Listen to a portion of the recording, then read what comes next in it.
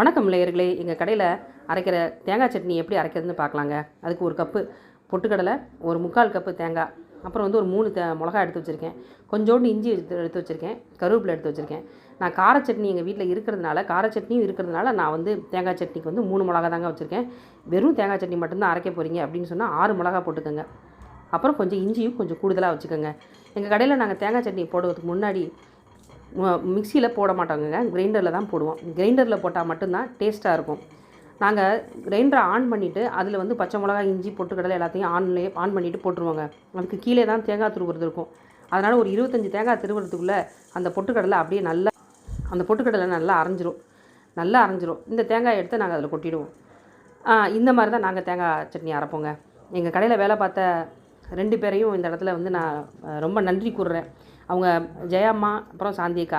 இது மாதிரி கிரைண்டர் வேலை பார்க்குறவங்க, இல்லை இந்த மாதிரி நுணுக்கமான வேலைகள் பார்க்குறவங்க எல்லாருக்குமே நான் நன்றி சொல்லிக்கிறேங்க. ஏன்னா எங்கள் கடையில் வேலை பார்த்த எல்லாருக்குமே நான் நன்றி சொல்லிக்கிறேன். இந்த சமயத்தில் இந்த வேலை ரொம்ப கடுமையான வேலை.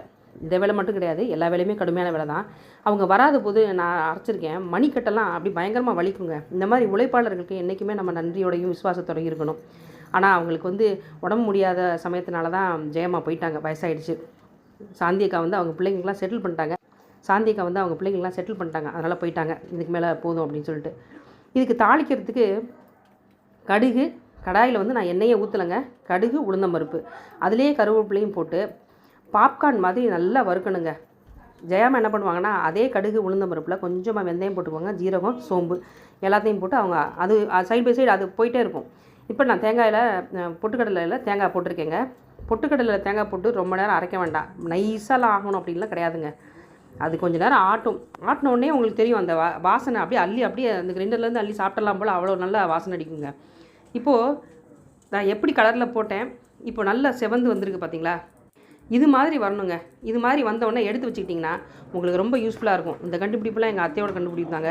இது மாதிரி எடுத்து வச்சுக்கிட்டிங்கன்னா வேலைக்கு போகும்போது உங்களுக்கு தாளிப்பு போடுறதுக்கு ஈஸியாக இருக்கும். எங்கள் கடையில் நாங்கள் கார சட்னி, தேங்காய் சட்னி 2க்குமே ஆயில் ஊற்றி தாளிக்க மாட்டோம். இந்த மாதிரி தாங்க தாளித்து வச்சுக்குவோம். அந்த காலத்தில் நம்மளால் கிரைண்டர் கையில் ஆட்ட முடியாது, கிரைண்டர் இல்லை.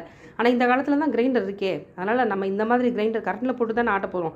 இந்த மாதிரி செஞ்சு சாப்பிட்டு பாருங்கள், டேஸ்ட்டும் நல்லாயிருக்கும். அதை எனக்கு கமெண்ட் பண்ணுங்கள். அடுத்தது கார சட்னி போடுறேங்க. நன்றி. லைக் பண்ணுங்கள், சப்ஸ்கிரைப் பண்ணுங்கள், கமெண்ட் பண்ணுங்கள், ஷேர் பண்ணுங்கள்.